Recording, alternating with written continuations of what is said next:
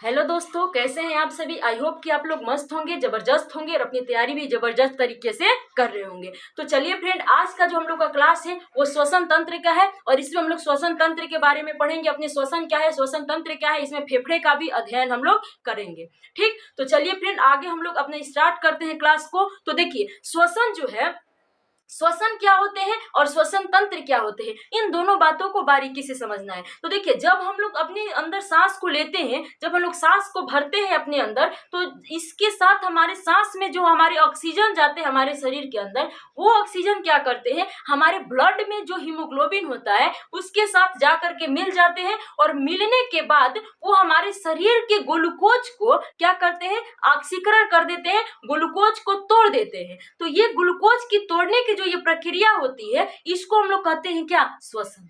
ठीक, तो ये और इस प्रक्रिया में जितने भी हमारे शरीर के अंग सहायक होते हैं, मदद करते हैं, उन सभी के समूहों को हम लोग क्या कहते हैं, श्वसन तंत्र। तो हम लोग को इसी के बारे में आज हम लोग को पढ़ना है। तो सबसे पहले हम लोग को ये देखना है कि श्वसन तंत्र में मुख्य अंग कौन से होते हैं, जिसके बारे में हम लोग को इसमें अध्ययन करना है। तो मुख्य अंग के रूप में हम लोग फेफड़े को लेते हैं। ठीक, यानी कि श्वसन तंत्र में जो मुख्य अंग होते हैं वो कौन सा होते हैं, तो फेफड़ा होता है। तो इसको हम लोग सबसे पहले जानेंगे कि श्वसन तंत्र का जो मुख्य अंग होता है, मुख्य अंग जो होते हैं वो कौन सा होता है, फेफड़ा होता है। क्या होता है, फेफड़ा। ठीक, फेफड़ा होता है। इसी फेफड़े के बारे में हम लोग को श्वसन तंत्र में पढ़ना होता है। ठीक, तो देखिए फ्रेंड, श्वसन तंत्र में जब हम लोग फेफड़े का जब अध्ययन किया जाता है, तो इस फेफड़े के अध्ययन को क्या बोला जाता है, पल्मोनोलॉजी। क्या बोला जाता है, पल्मोनोलॉजी। क्या बोला जाता है फ्रेंड, पल्मोनोलॉजी। तो इसको आप लोगों को ध्यान देना है कि फेफड़े का अध्ययन जो है वो क्या कहलाता है, पल्मोनोलॉजी। तो इसको देखिए, जब हम लोग श्वसन तंत्र पढ़ रहे हैं तो इसमें फेफड़े को पढ़ेंगे और जब फेफड़े का अध्ययन करेंगे तो इसको हम लोग कहते हैं पल्मोनोलॉजी। ठीक, तो इस बात को याद रखिएगा। तो एक और बात देखिए, पहले हम लोग अपना फेफड़ा पढ़ने से पहले एक बात को और जान लेते हैं कि क्या सभी जीव जंतुओं में एक ही प्रकार से श्वसन होता है। क्या सभी जीव जंतुओं में फेफड़े से ही श्वसन होता है, क्या फेफड़े ही उनके श्वसन अंग होते हैं, तो नहीं दोस्त। सभी जीव जंतुओं में अपने उनके कई श्वसन अंग होते हैं, वो कई प्रकार से अपने श्वसन प्रक्रिया को पूरा करते हैं। जैसे अगर हम लोग कीट की बात करें, जो कि छोटे जो कीड़े मकोड़े जो कीट होते हैं, ये जो होता है इनका जो श्वसन अंग होता है, कौन सा फ्रेंड, कीट का जो श्वसन अंग होता है वो उनकी ट्रैकिया होती है। कौन सी होती है, उनकी ट्रैकिया होती है, जिसको हम लोग श्वास नली कहते हैं। क्या कहते हैं, इसको हम लोग श्वास नली कहते हैं। तो ये ट्रैकिया होती है। ठीक, अगर इसी तरह से हम लोग मछली की बात करें तो आप लोग बचपन से पढ़ते आए हैं कि मछली जो है वो गलफड़ से सांस लेती है। किससे सांस लेती है, गलफड़ से सांस लेती है, जिसको हम लोग गिल्स भी बोलते हैं। तो वो अपने गलफड़ से सांस लेती है। अगर इसी तरह से हम लोग मेढक की बात करें, ठीक, तो मेढक भाई साहब बहुत होते हैं चालाक। ये क्या करते हैं कि ये अपने जहां रहते हैं उस प्रकार से वो अपने श्वसन अंग का उपयोग करते हैं। ठीक, तो ये क्या करते हैं कि जब मेढक जो है वो अपने टेडपोल के रूप में होते हैं, यानी कि जब वो अपने बहुत ही छोटे रूप में होते हैं, जब वो छोटे होते हैं तब वो अपने गिल्स का उपयोग करते हैं। किसका उपयोग करते हैं, गिल्स का। लेकिन जैसे ही ये एडल्ट हो जाते हैं, बड़े हो जाते हैं, तो जब वो भूमि के अंदर रहते हैं तो वो अपनी त्वचा से सांस लेते हैं। ठीक, और जब वो भूमि से बाहर आ जाते हैं, ठीक, भूमि से बाहर आ जाते हैं, तब वो अपने फेफड़े का उपयोग करते हैं। किसका उपयोग करते हैं, फेफड़े का। तो आप लोग देख रहे हैं कि ये भाई साहब जो है वो कितने चालाक हैं कि वो अंदर रह रहे हैं तो त्वचा का उपयोग कर रहे हैं, बाहर रह रहे हैं तो फेफड़े का उपयोग कर रहे हैं, और जब छोटे थे तो ये गिल्स का उपयोग करते थे। तो ये सबसे ज्यादा चालाक निकले। तो आगे देखिए, तो ये जो अगर हम लोग किसी स्तनपायी की बात करें, जो स्तनपायी वर्ग के जो जीव होते हैं, जो अपने बच्चे को दूध पिला सकते हैं, जो अपने जैसे संतान जन्म करते हैं, तो इनमें जो श्वसन होता है वो फेफड़ा के द्वारा होता है। इसी में हम लोगों का मनुष्य की भी प्रजाति आ जाती है। तो किसके द्वारा होता है, फेफड़े के द्वारा। अगर हम सरीसृप वर्ग की बात करें, जो वैसे जीव इसमें सरीसृप वर्ग में आते हैं जो कि रेंग रेंग के चलते हैं, जैसे सांप हो गया, छिपकली हो गया, तो ये भी अपने फेफड़े से ही सांस लेते हैं, लेकिन वो कभी कभार वो अपने त्वचे का भी उपयोग करते हैं।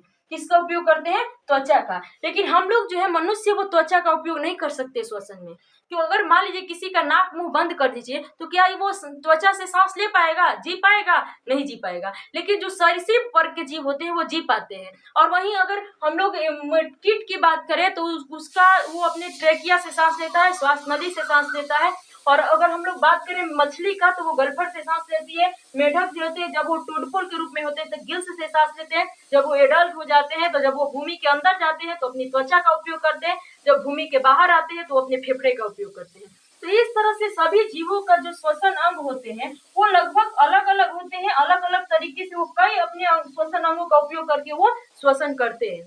लेकिन हम मनुष्य जो है वो मात्र अपना फेफड़ा ही है जिसका उपयोग करके श्वसन ले सकते हैं। अगर फेफड़ा नष्ट हो गया तो हम लोग अपनी जिंदगी हम लोग का नष्ट हो जाएगा, क्योंकि और कोई तरीका नहीं है जिससे हम लोग अपने श्वसन प्रक्रिया को पूरा कर पाए।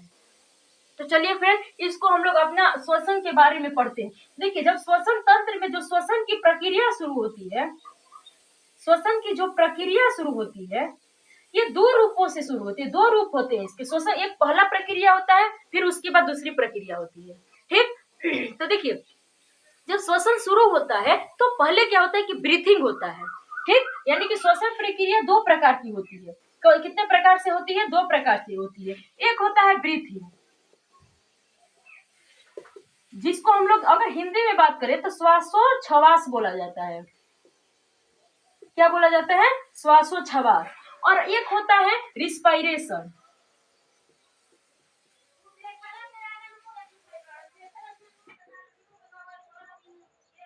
रिस्पायरेशन, श्वसन। ठीक, यानी कि एक होता है जब हम लोग सांस को अंदर लेते हैं और बाहर छोड़ते हैं, एक ये प्रक्रिया होता है। तो देखिए फ्रेंड, ये नहीं है कि हम जितना सांस अंदर लिए फिर उसको छोड़ दिए तो ये श्वसन, ये थोड़ा ही श्वसन होता है। जब हम लोग सांस को अंदर लेते हैं और फिर जब श्वसन की प्रक्रिया होने के बाद जो सांस बाहर निकलती है तो सांस अंदर लेना और बाहर निकलना, ये जो प्रक्रिया होती है उसको हम लोग ब्रीथिंग कहते हैं, श्वासोच्छवास कहते हैं, ब्रीथिंग कहते हैं। तो ब्रीथिंग में दो प्रक्रिया होती है। क्या होता है कि एक बार हम लोग सांस को अंदर लेते हैं, एक बार हम लोग सांस को क्या लेते हैं? अंदर लेते हैं। तो जब हम लोग अंदर लेते हैं, सांस को अंदर लेते हैं तो इसको हम लोग कहते हैं निश्वासन। क्या कहते हैं? निश्वासन, निश्वासन। और जब हम लोग इसको बाहर निकालते हैं तो इसको हम लोग कहते हैं निःश्वासन। क्या कहते हैं? निःश्वासन। ठीक, एक होता है इंस्पायरेशन और एक्सपायरेशन। ठीक, इंस्पायरेशन जब हम लोग सांस को अंदर लेते हैं तो इंस्पायरेशन इसी को बोलते हैं। निश्वासन को ही हम लोग क्या कहते हैं कि इसी को हम लोग इंस्पायरेशन कहते हैं, इंस्पायरेशन। और निश्वासन हम लोग इसी को इंग्लिश में बात करें तो इसी को हम लोग एक्सपायरेशन कहते हैं। क्या कहते हैं दोस्तों? एक्सपायरेशन। यानी कि एक होता है इंस्पायरेशन और एक होता है एक्सपायरेशन। ठीक, यानी कि हमारा जो ब्रीथिंग की जो प्रक्रिया होती है, पहला सांस की पहली प्रक्रिया ब्रीथिंग जब होती है तो उसमें क्या होता है कि निश्वासन होता है, यानी कि इंस्पायरेशन होता है। और एक बार सांस को बाहर छोड़ते हैं जिसको हम लोग कहते हैं निःश्वासन, एक्सपायरेशन। ठीक, तो इस बातों को ध्यान दीजिएगा। तो सोचिए फ्रेंड कि क्या जब हम लोग सांस को अंदर लेते हैं तो क्या हम लोग जितनी सांसें अंदर लेते हैं उसमें बहुत सारे ऑक्सीजन भी होते हैं, कार्बन डाइऑक्साइड भी होती है, उसके साथ नाइट्रोजन भी होते हैं, जलवाष्प भी होते हैं। तो क्या जितना हम लोग जितनी मात्रा में इसको अंदर लेते हैं क्या उतनी ही मात्रा में इसको बाहर निकाल देते हैं? तो नहीं फ्रेंड, हम जितनी मात्रा में अंदर लेते हैं उसका कुछ उपयोग करते हैं और फिर उसका थोड़ा कम मात्रा करके हम लोग इसको बाहर निकाल देते हैं। किसी की मात्रा कम हो जाती है, किसी की मात्रा बढ़ भी जाती है। जैसे आप लोग यहाँ पर देखिए, जैसे हम लोग जब हम लोग सांस लेते हैं तो बाहरी वातावरण से सब सांस लेते हैं तो उसमें बहुत सारी गैसें होती है, उसमें नाइट्रोजन भी रहता है। तो हम लोग जब निश्वासन करते हैं, कि जब सांस को अंदर लेते हैं तो 78% नाइट्रोजन लेते हैं। कितने परसेंट? नाइट्रोजन जो है वो 78% लेते हैं। और वहीं अगर हम ऑक्सीजन की बात करें तो ऑक्सीजन जो है वो 21% होता है। 21% हम लोग अंदर लेते हैं। अगर वहीं CO2 की बात करें तो 0.03% है जो है हम लोग अंदर लेते हैं। और वहीं जलवाष्प जो है वो कम मात्रा में, जब हम लोग सांस लेते हैं तो उसमें जलवाष्प कम मात्रा में जाता है।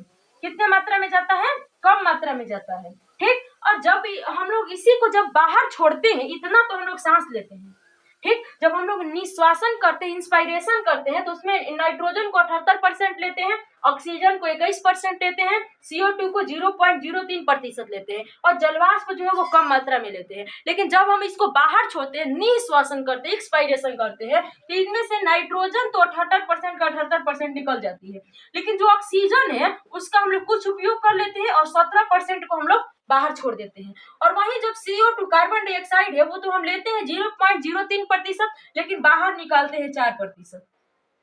और जलवाष्प जो है वो भी अधिक मात्रा में बाहर निकलता है, अधिक मात्रा में बाहर निकलता है। तो इस तरह से आप समझ सकते हैं। देखिए, जब हम लोग सांस को लेते हैं तो नहीं समझ में आता है कि हम जलवाष्प ले रहे हैं, लेकिन जब हम लोग सांस छोड़ते हैं तो वहां पे हाथ लगाइए तो वहां पे थोड़ा हमारा हाथ गीला हो जाता है वाष्प की वजह से। यानी कि जब हम लोग सांस को छोड़ते हैं तो अधिक मात्रा में जलवाष्प बाहर निकलते हैं। तो देखिए फ्रेंड, जब हम लोग ब्रीथिंग करते हैं यानी कि श्वासोच्छ्वास करते हैं, जब सांस को अंदर लेते हैं बाहर छोड़ते हैं, निश्वासन करते हैं इंस्पायरेशन, और निश्वासन एक्सपायरेशन जब करते हैं, तो उसमें हम लोग नाइट्रोजन को अगर 78% लिए हुए हैं तो हम लोग 78% ही छोड़ देते हैं। ऑक्सीजन अगर 21% लिए हैं तो ऑक्सीजन का कुछ उपयोग करके हम लोग 17% को बाहर छोड़ देते हैं।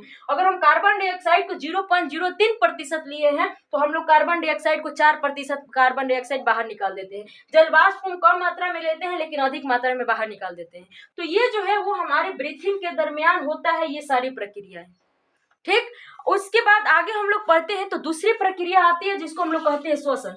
तो इसने को आप लोग अगर स्क्रीनशॉट लेना चाहते हैं तो ले लीजिए, क्योंकि आगे हम लोग श्वसन के बारे में डिस्कस करेंगे। चलिए फ्रेंड, इसके बाद हम लोग श्वसन के बारे में पढ़ते हैं। किसके बारे में पढ़ते हैं? श्वसन के बारे में पढ़ते हैं। तो देखिए, जो श्वसन जब होते हैं तो श्वसन वह प्रक्रिया होती है जिसमें क्या होता है कि हमारा जो ऑक्सीजन होता है, कौन सा फ्रेंड? ऑक्सीजन।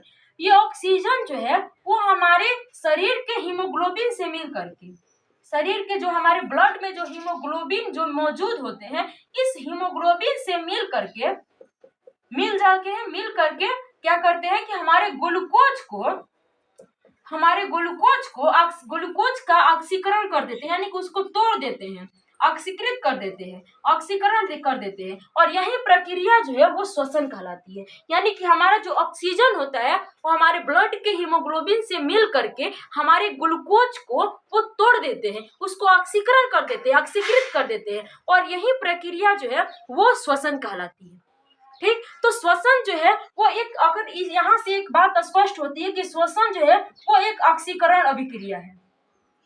कौन सी अभिक्रिया हो गई? ऑक्सीकरण अभिक्रिया हो गई। क्योंकि ऑक्सीकरण अभिक्रिया वैसे अभिक्रिया को कहते हैं जिसमें ऑक्सीजन आकर के जुड़ते हैं। ऑक्सीजन जो है वो हमारे ऐसी अभिक्रिया, ऑक्सीकरण वो ऐसी अभिक्रिया होती है जिसमें ऑक्सीजन का संयोग होता है, ऑक्सीजन आकर के जुड़ते हैं।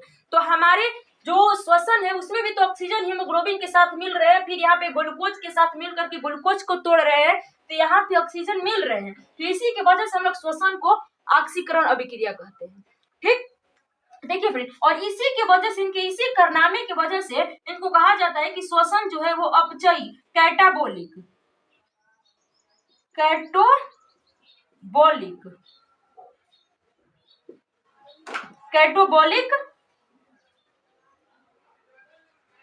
कैटोबोलिक अभिक्रिया है। तो ये जो अपचयी अभिक्रिया ये क्या होता है? तो जब इसको क्यों कहते हैं श्वसन को अपचयी अभिक्रिया? क्योंकि श्वसन में जो हमारे ऑक्सीजन होते हैं वो हमारे रक्त के हीमोग्लोबिन से मिल करके ग्लूकोज को ऑक्सीकरण कर देते हैं, उसको तोड़ देते हैं। इसी की वजह से हम लोग कहते हैं कि श्वसन जो है वो एक कैटोबोलिक फंक्शन है, यानी कि अपचयी अभिक्रिया है। ठीक, तो इस बात को आप लोगों को ध्यान देना है। इस श्वसन में होता क्या हो रहा है? तो हमारे शरीर का जो रासायनिक ऊर्जा है, जो हमारे शरीर में रासायनिक क्रिया करके जो रासायनिक ऊर्जा बने हुए हैं, वो क्या होता है कि श्वसन होता है तो वो ऊर्जा जो है वो प्योर ऊर्जा, एटीपी के रूप में जो ऊर्जा होती है वो ऊर्जा और ऊष्मा के रूप में यह तोड़ देते हैं। तो इसको ध्यान रखिएगा कि श्वसन जो है, श्वसन क्या है? तो जब हमारे ऑक्सीजन हमारे हीमोग्लोबिन से मिल करके ग्लूकोज का ऑक्सीकरण कर देते हैं तो ये प्रक्रिया श्वसन कहलाती है। ठीक, और सांस अंदर लेना और बाहर छोड़ना ये प्रक्रिया जो है वो ब्रीथिंग कहलाती है, श्वासोच्छ्वास कहलाता है। और ये जो श्वसन है वो एक ऑक्सीकरण अभिक्रिया है, इसको भी ध्यान रखेंगे। और जो श्वसन जो है वो अपचयी अभिक्रिया है, ये बता दिए कि क्यों है। ठीक। और ये हमारे श्वसन में होता क्या है, तो हमारे रासायनिक ऊर्जा जो है वो हमारे एटीपी के रूप में जो हमारे शरीर में ऊर्जा संचित होती है उसमें वो टूट जाते हैं और ऊष्मा का उपयोग, ऊष्मा जो है भारी मात्रा में निकालते हैं। तो ये प्रक्रिया होती है हमारे श्वसन के दौरान। ठीक। तो देखिए फ्रेंड, ये तो श्वसन की जो प्रक्रिया, तो श्वसन की परिभाषा हो गया कि श्वसन क्या है, श्वसन किसे कहते हैं, श्वसन से क्या समझते हैं, ये है। लेकिन इस श्वसन की प्रक्रिया में जो ऑक्सीजन से हीमोग्लोबिन मिलता है तो ग्लूकोज टूट रहा है, तो ये सारी प्रक्रिया में कुछ अंग जो होते हैं वो हमारी मदद करते हैं इसमें। आखिर ये ऑक्सीजन कहाँ से आएगा हमारे शरीर के अंदर, हमारे ब्लड तक कैसे पहुंचेगा, तो इसमें हमारे शरीर के कुछ अंग जो है वो इसमें मदद करते हैं। ठीक। तो कौन कौन से अंग इसमें मदद करते हैं हम लोग इसके बारे में डिस्कस करेंगे। तो चलिए फ्रेंड, आज की क्लास में हम लोग इतना को ही डिस्कस करते हैं। कल हम लोग जो क्लास लेंगे उसमें हम लोग जो श्वसन में जो अंग इसमें भाग लेते हैं, जैसे हमारा नाक हो गया, नाक के बाद ग्रसनी जो कि फेरिंक्स होता है, उसके बाद लैरिंक्स होता है, उसके स्वर तंत्र, उसके बाद ट्रेकिया होता है। ट्रेकिया आगे चल करके दो भागों में बढ़ जाता है जिसको हम लोग ब्रोंकाई कहते हैं, और ब्रोंकाई फिर आगे जा करके कई भागों में टूट जाता है जिसको हम लोग ब्रोंकियोली कहते हैं। और ये ब्रोंकियोली के मुख पर एक छोटी छोटी लाखों मिलियनों की संख्या में, लगभग एक फेफड़े में 300 मिलियन होते हैं जो कुपिकाएं पाई जाती है, वायु कुपिकाएं जिसको बोलते हैं, जिसको हम लोग स्वर तंत्र की इकाई बोलते हैं, ये होता है। और यहीं से जो है हमारे रक्त में गैसों का आदान प्रदान, फेफड़ा से जो ऑक्सीजन है हमारे रक्त में कहाँ से पहुंचता है, कुपिकाओं के ही माध्यम से वो हमारे रक्त में पहुंचते हैं। तो इसीलिए हम लोग कुपिका को, वायु कुपिका को, एल्वेओली को हम लोग स्वर तंत्र की इकाई बोलते हैं। तो इसके बारे में हम लोग सारे कल पढ़ेंगे। ठीक। अंग के बारे में डिस्कस हम लोग कल करेंगे। और बाकी जो आज का जो क्लास है, आई होप कि आप लोग को पसंद आया होगा, कुछ मदद किया होगा, और मदद किया होगा तो अपने दोस्तों में शेयर कर दीजिएगा और चैनल को सब्सक्राइब कर लीजिएगा, ताकि आप हमारा जो अगला क्लास है ऐसे ही आप लोगों के पास बेल आइकन को प्रेस कर दीजिएगा ताकि हमारा क्लास का नोटिफिकेशन आप तक पहुंचते रहे। बाकी आप लोग मस्त रहिए, खुश रहिए और अपनी प्यारी पढ़ाई को जबरदस्त तरीके से करते रहिए। जय हिंद।